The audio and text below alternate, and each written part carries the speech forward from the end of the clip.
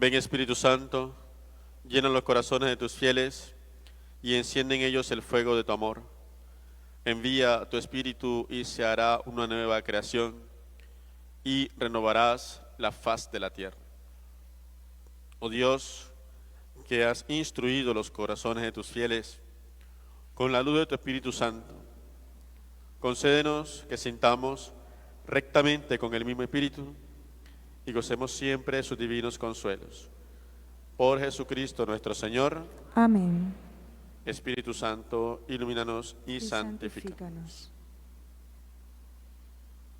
Iniciamos esta semana mayor con esta celebración del Domingo de Ramos en la Pasión del Señor. Y hago esta insistencia porque ese es el nombre de esta celebración. Uno a veces se queda simplemente con el tema de los ramos, ¿no? Domingo de Ramos, y ahí quedó.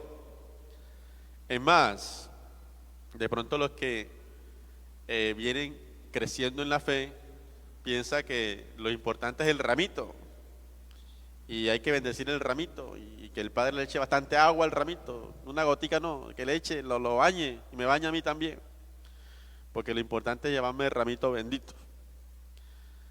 Y el ramo es un signo de nuestra actitud, y es reconocer a Cristo como nuestro Salvador. De eso se trata.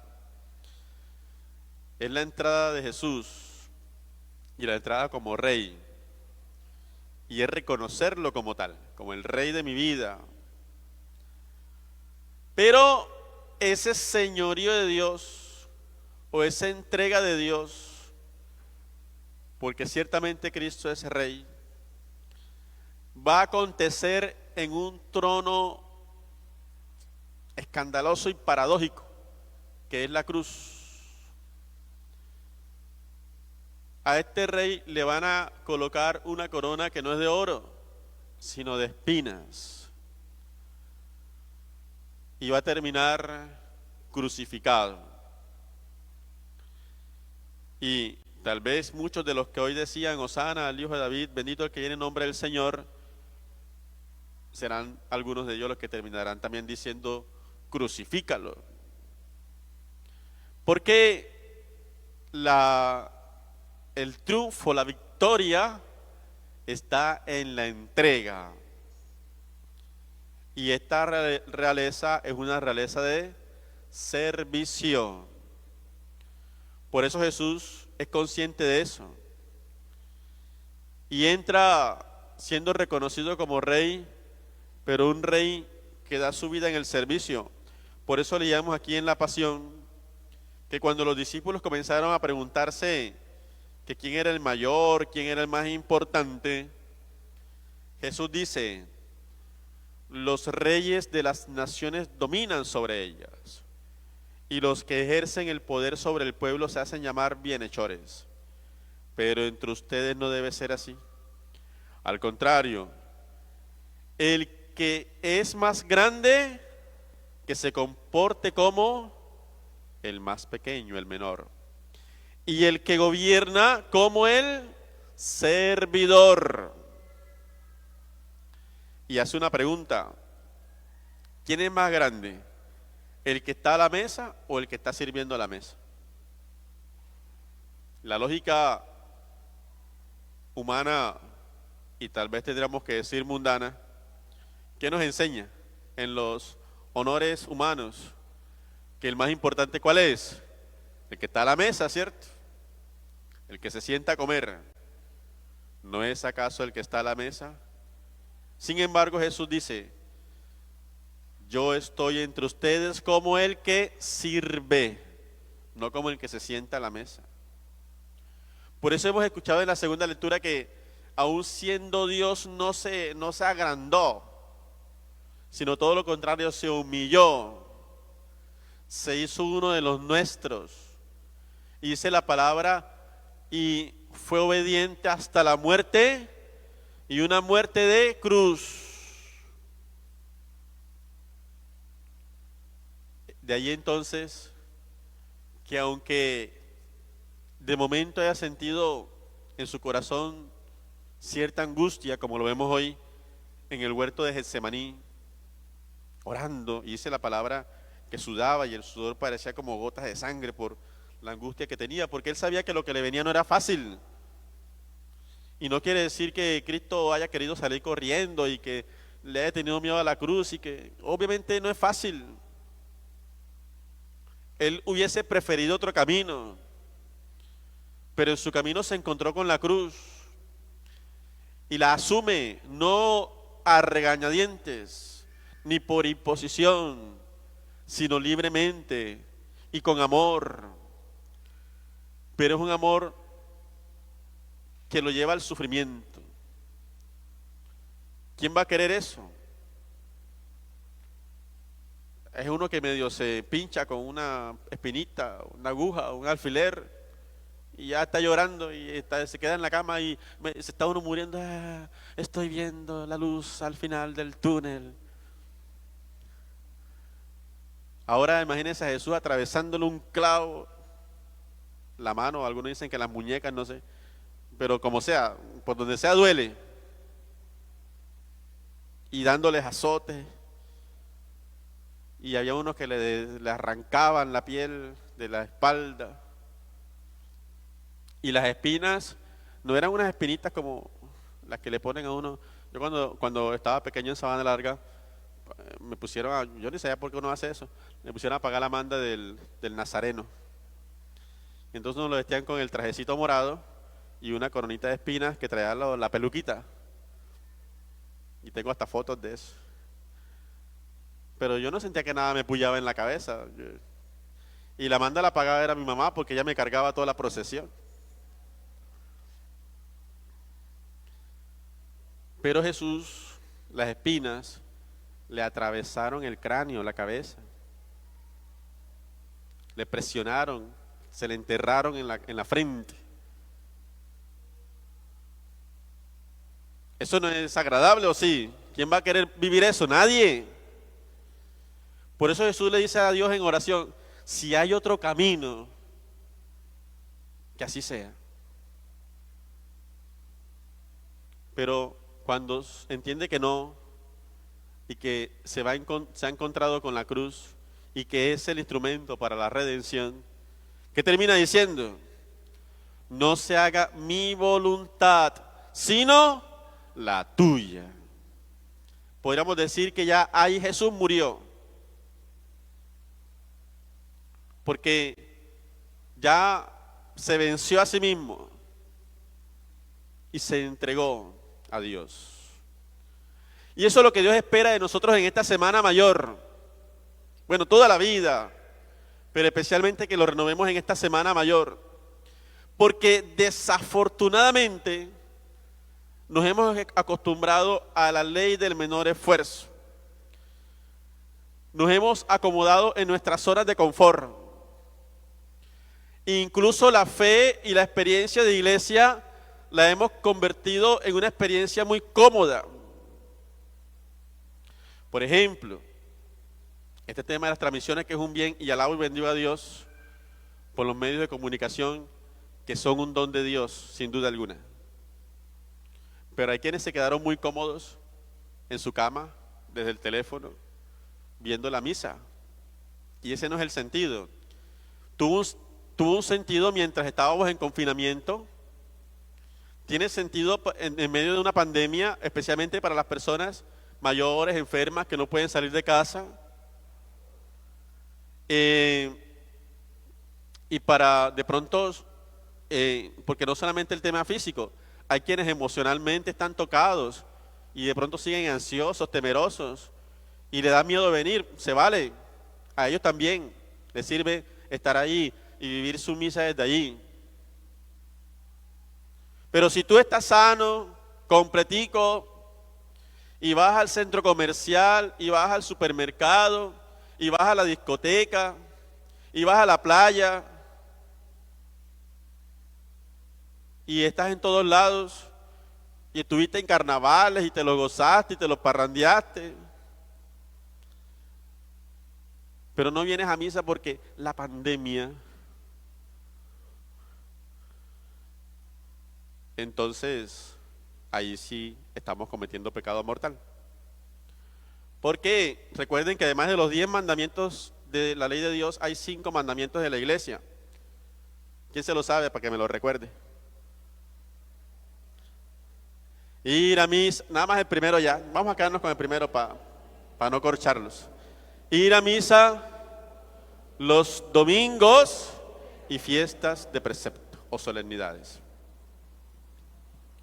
O sea que el que no viene a misa por pura pereza o por comodidad o porque no quiso, está cayendo en pecado mortal. Porque los mandamientos de la ley de Dios tienen la misma fuerza, los mandamientos de la iglesia tienen la misma fuerza en precepto que los mandamientos de la ley de Dios. Por aquello que Dios le dijo a Pedro, todo lo que ates en la tierra queda atado en el cielo, lo que desates en la tierra queda desatado en el cielo. Y lo que la iglesia proclama como precepto tiene fuerza de ley de Dios. Y hay gente que se confiesa y me parece muy bueno que dice, padre, no pude ir a misa, de verdad me dio pereza, llegó una visita, no sé qué. Hay que hacerlo. Porque si no había ninguna razón para no venir, hay momentos que hay camisas de fuerza, hay ocasiones de fuerza mayor. Pero si fue porque no quisiste, entonces hay que confesarse de eso. Y eso para hacer ver como la gravedad del tema. Pero a donde voy es que nos hemos acomodado. Más fácil desde un celular y está tomándome un cafecito o haciendo otra cosa y ya estuve en misa. Como el que llegue y se queda en el parque, pues tampoco, ya fui a misa. No tiene sentido. O como hemos caído ahora y así le decimos, ¿verdad? Y hay hasta planes para eso, vacaciones de Semana Santa. Y entonces la Semana Santa ahora es para descansar y pasear. Hasta descansamos de Dios incluso. Y está bien, de pronto yo no niego, si necesariamente tienes que descansar porque no has descansado hace mucho, pues está bien, sal, comparte, en familia ojalá. Pero no te olvides de Dios. Donde vayas, busca la iglesia, vive los días santos. Si definitivamente ya no se pudo por X o Y razón, bueno, ahí sí aplica el medio de comunicación. Pero a donde voy con esto es que nos hemos ido acomodando. Miren qué pasa con la pasión. La pasión, la lectura de la pasión es un ejercicio de paciencia. ¿Cuántos no se cansaron mientras leíamos la pasión? Y se querían sentar, ¿o no? Y más de uno se sentó, yo de aquí vi. Hay quienes de pronto sí, ya son mayores y no pueden permanecer mucho tiempo de pie, vaya y venga. Aunque una vez me pasó con una señora que no se podía arrodillar, no podía demorar mucho tiempo arrodillada y se levantaba en la consagración. Pero una vez fue echada la ofrenda y se le cayó un billete de 100 y se tiró 2, 3 maromas y recogió el billete. Pues se equivocó de billete. Iba a echar el de 1000 y se le cayó el de 100,000 y dio 3 maromas en el piso y se paró enseguida y recogió el billete.